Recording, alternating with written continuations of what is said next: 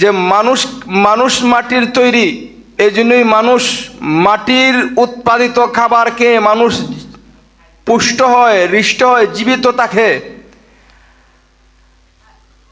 আর রুহুটা যেহেতু আল্লাহ তাআলা কোনো উপকরণ ছাড়া সৃষ্টি করেছেন, শুধুমাত্র আল্লাহ তাআলার হুকুমেই যেহেতু রুহু সৃষ্টি, এই কথাটা বলেছিলাম গত জুমায়। এই জন্যই রুহের খাদ্য হলো আল্লাহর হুকুম। মাটির পদার্থ দ্বারা যেহেতু মানুষের দেহ তৈরি, এই জন্যই দেহটা সুঠামের জন্য দরকার হয় মাটির উৎপাদিত খাবার। দেহটা সুস্থ থাকার জন্য, দেহটা সচেতন থাকার জন্য, দেহটা সবল থাকার জন্য দরকার হয় মাটির উৎপাদিত খাবারের। কিন্তু আমাদের শরীরে যে রুহু আছে, এই রুহুর মাটির উৎপাদিত খাবার দ্বারা কোনো ফায়দা নাই। গোশ, ডিম, দুধ, ঘি, মাংস, মাছ, এগুলা খাবারের দ্বারা, এগুলা যেহেতু মূলত মাটি থেকে উৎপাদিত হয়, এগুলার দিয়া কোনো রুহের কোনো উপকার হয় না, জানের কোনো উপকার হয় না। উপকার হয় শরীরের, উপকার হয় বটির, উপকার হয় আমাদের বদনের। কাজেই রুহের খোরাক একমাত্র আল্লাহর বিধান। এই কথাটা গত জমায় বলেছিলাম যে রুহের খাদ্য হলো একমাত্র আল্লাহর বিধান। আল্লাহর বিধান দিয়ে যেহেতু রুহু সৃষ্টি, কাজেই রুহুর খোরাক হচ্ছে আল্লাহর বিধান। আল্লাহর বিধান কি? নামাজ আল্লাহর বিধান কিনা? রোজা আল্লাহর বিধান কিনা? অতএব রোজা রাখলে রুহের খাদ্য হয়, নামাজ পড়লে রুহের খাদ্য হয়। জিকির আল্লাহর বিধান কিনা? জিকির পড়লে রুহের খাদ্য হয়, রুহু সতেজ হয়, রুহুটা কি শক্তিশালী হয়, রুহুটা সবল হয়। কোরআন তেলাওয়াত আল্লাহর বিধান কিনা? এই কোরআন তেলাওয়াত করলে রুহুটা কি শক্তিশালী হয়, রুহুটা কি তার গতি ঊর্ধ্বগতি হয়। রুহুটা যখন শক্তিশালী হয় তার গতিটা কি ঊর্ধ্বগতি হয়। আর শরীরটা যখন শক্তিশালী হয় তখন তার গতিটা নিম্নগতি হয়। আর আমরা তাও জানি আল্লাহ তাআলার সৃষ্টি জান্নাত আর জাহান্নাম দুই স্থানে বিভক্ত। একটা হলো ইল্লিনে, আর একটা হলো সিজ্জিনে। ইল্লিন হচ্ছে উপরের দিকে, ইল্লিন হচ্ছে কি উপরের দিকে, আর সিজ্জিন হচ্ছে নিচের দিকে।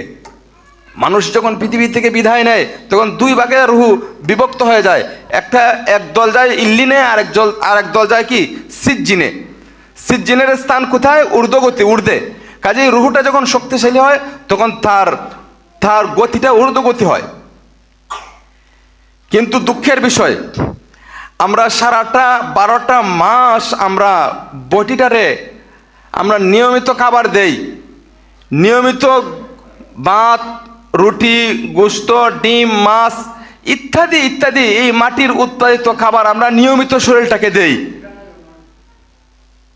যার কারণে শরীরটা আস্তে আস্তে সতেজ হয়, তার গতি মানে ওজনদার হয়। আর ওজনদার হইলে সে নিচের দিকে যায়। কিন্তু যেই পরিমাণ খাদ্য দিলে আমাদের রুহটা সতেজ হওয়ার কথা, এই পরিমাণ রুহের খাদ্য আমরা দেই না। আমরা নিয়মিত 5 ওয়াক্তের নামাজ অধিকাংশরাই পড়ি না, অধিকাংশরে আমরা কোরআন তেলাওয়াত নিয়মিত পড়ি না, জিকির, দুরুদ, আজকার মানে এক কথায় নেক আমল আমরা নিয়মিত পড়ি না, যার কারণে আমাদের রুহুটা সতেজ হয়, রুহুটা এই বটির থেকে শক্তিশালী বেশি হয়। আমরা এই পরিমাণ রুহের খাদ্য আমরা দেই না, যার কারণে রুহুটা দুর্বল হয়ে যায়। সেই রুহুটাকে টেনে হেঁচড়ে আমাদেরকে জাহান্নামে নিয়ে যায়। সুতরাং এই দুর্দশা থেকে হেফাজত করার জন্য আল্লাহ তাআলা আমাদের রুহুটা যাতে শরীরের থেকে শক্তিশালী বেশি হয়, এই ব্যবস্থা আল্লাহ তাআলা এই রমজানের রোজা নামক একটা ইবাদত দিয়ে আল্লাহ তাআলা ইবাদতের ভিটামিন, ইবাদতের পাওয়ার আল্লাহ তাআলা বাড়াই দিছে। যে বান্দা সারা 11টি মাস রুহের খাদ্য দিয়া 11টি মাস শরীরের খাদ্য দিয়া শরীরকে যেই রকম পুষ্ট করছো, শরীরকে যেই রকম মানে সুঠাম দেহের অধিকারী বানাচ্ছ, এই সুঠাম দেহের অধিকারীর চাইতে আরো বেশি শক্তিশালী যাতে তোমার রুহটা হয়, সেই চেতনায় আল্লাহ তাআলা রমজানের রোজার বিধানকে আল্লাহ তাআলা ভিটামিন বাড়াই দিছে, ভিটামিন বাড়াইছে। বান্দা একটা আমল করবে 70টা সওয়াব হবে, বান্দা একটা নফল পড়বে একটা ফরজের সওয়াব হবে, বান্দা এক রাকাত নামাজ পড়বে 70 রাকাতের নামাজের সওয়াব পাইবে, বান্দা 1 টাকা আল্লাহ রাস্তায় খরচ করবে 70 রাকাতের 70 টাকা আল্লাহ রাস্তায় খরচ করলে যেই পরিমাণ সওয়াব হয় এই পরিমাণ সওয়াব দিয়ে দিবে। অর্থাৎ নেক আমলের ভিটামিন বাড়াই দিছে। নেক আমলের কি ভিটামিন আল্লাহ তাআলা বাড়াইছে রমজানে। কেন? যাতে করে আপনি আমার এই শরীরটাকে 11 মাস যেই পরিমাণ খাদ্য খাওয়াইয়া জাহান্নামী মুখা করছি, এই শরীরটা যাতে জাহান্নামী মুখা না হয়ে, যাতে রুহুটা শক্তিশালী হয়ে যেন আমাদের শরীরটাকে ঊর্ধ্বগতি অর্থাৎ জান্নাত মুখা নিয়ে যায়, এই ব্যবস্থাটা আল্লাহ তাআলা এই রমজানে রোজার দ্বারা আল্লাহ তাআলা আমাদেরকে করে দিয়েছে। এই জন্যই আল্লাহ বলেন যে লাআল্লাকুম তাত্তাকুন, যাতে করে তোমরা মুত্তাকি হতে পারো, যাতে করে তোমরা উদাবিরুতা অর্জন করতে পারো, যাতে করে তোমরা আল্লাহ ওয়ালা হতে পারো, যাতে করে তোমরা জান্নাতি হতে পারো। এই জান্নাতি হওয়ার জন্য আল্লাহ তাআলা এই রোজা নামক এই বিধান দিয়েছে।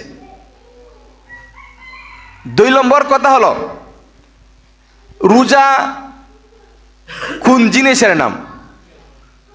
আমরা তো রোজা অনেকেই জানি রোজা, কিন্তু রোজার সংজ্ঞা আমরা অনেকেই জানি না। রোজার সংজ্ঞা হচ্ছে 2টা জিনিস থেকে বিরত থাকার নাম রোজা। বলেন কয়টা জিনিস থেকে?